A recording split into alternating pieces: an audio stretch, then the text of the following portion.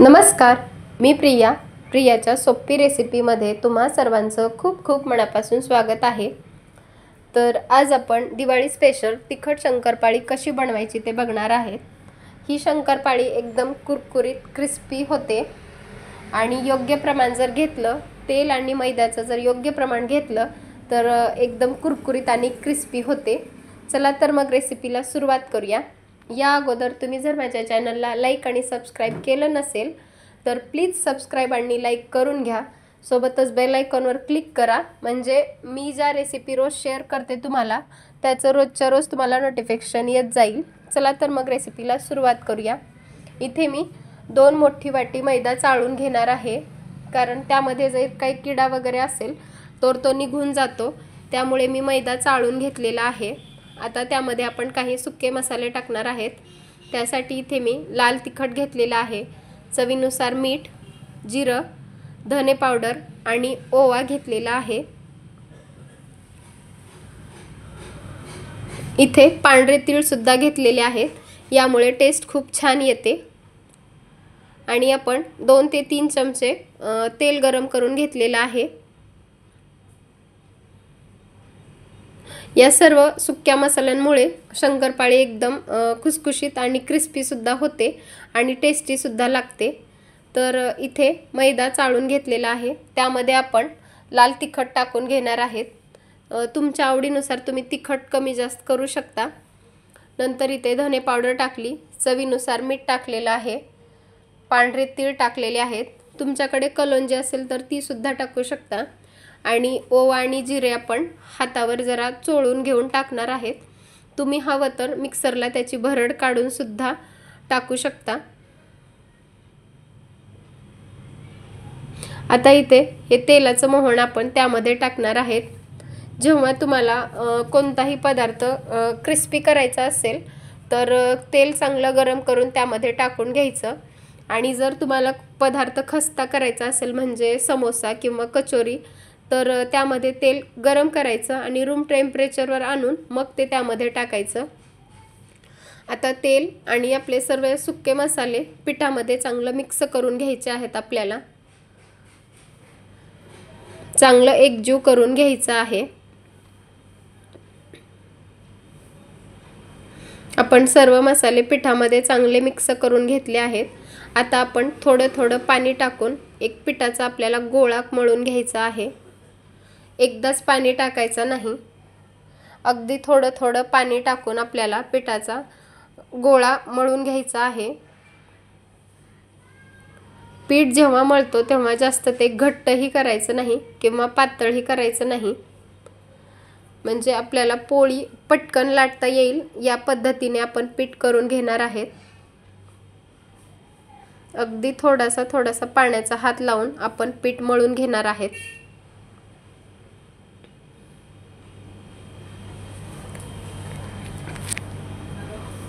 आपलं पीठ चांगलं मळून झालेलं आहे। आता हे पीठ आपण एक 10 ते 15 मिनिट रेस्ट करण्यासाठी ठेवणार आहेत। झाकण त्यावर झाकून ठेवून द्यायचं। 15 मिनिट झालेले आहेत आपले। बघू शकता तुम्ही इथे पीठ आपलं छान रेस्ट झालेलं आहे। परत त्याला हाताने मऊ करून घ्यायचं।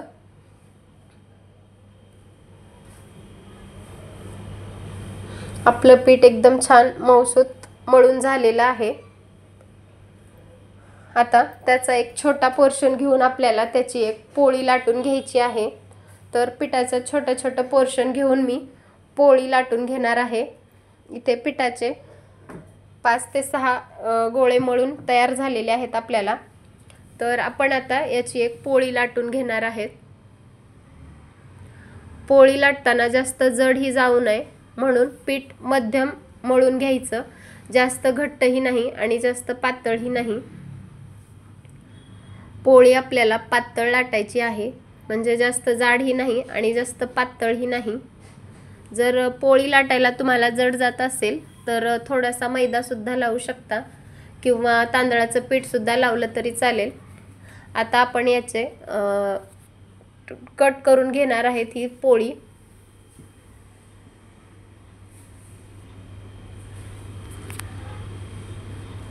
आपण याला चौकोनी आकारामध्ये कट करून घेणार आहेत। तुम्हाला हव्या त्या शेपमध्ये तुम्ही कट करू शकता, शंकरपाळीच्या आकारामध्ये किंवा चौकोनी आकारामध्ये कट करू शकता। आता एक एक शंकरपाळी आपण काढून घेणार आहेत।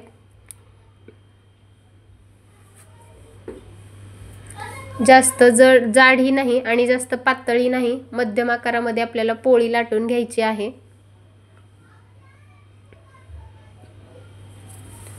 बघा, आपण एकदम छान अशा लाटून घेतलेल्या आहेत।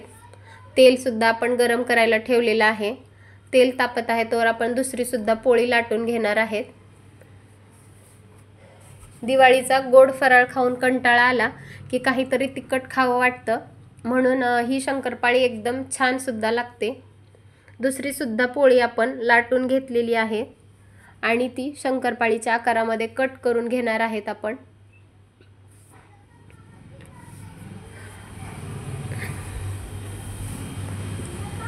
अशाच मस्त रेसिपीसाठी माझ्या चॅनलला सबस्क्राईब आणि लाईक करा। रेसिपी आवडल्यास लाईक, सबस्क्राईब आणि कमेंट करून सांगा रेसिपी तुम्हाला कशा वाटतात त्या। आता तेल चांगलं तापलेलं आहे, एक एक करून शंकरपाळी तेलामध्ये सोडून घ्यायची। सर्व शंकरपाळ्या आपण तेलात सोडून घेतलेल्या आहेत। आता त्याच्या दुसऱ्या बाजूने आपल्याला पलटवून घ्यायच्या आहेत।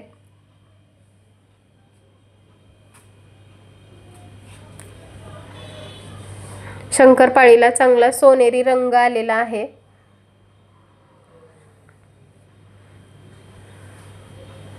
कमी गॅस करून आपल्याला चांगले कुरकुरीत होईपर्यंत तळून घ्यायची आहे आणि तळल्याच्या नंतर झाऱ्यामध्ये काढून सर्व तेल नितळून घ्यायचं आहे